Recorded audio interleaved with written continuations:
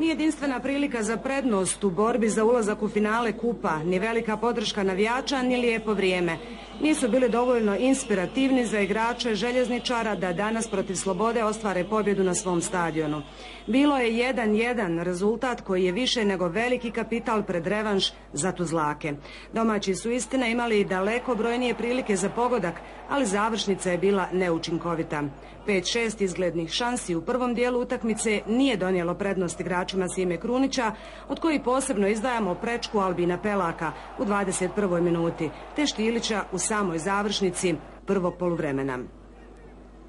Drugo je počelo u sličnom tonu, domaći navijači tražili su penal u 54. minuti, ali se sudija Zrilić nije oglasio. Neposredno nakon toga Sloboda je povela. Brz kontranapad izveo je Kasapović, a potom asistirao za Huseinovića, koji je prevario domaćeg golmana Šehića.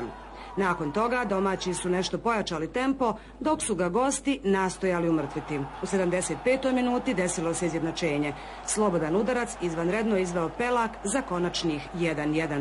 U samom finišu Željo imao još nekoliko šansi koje su ostale neiskorištene.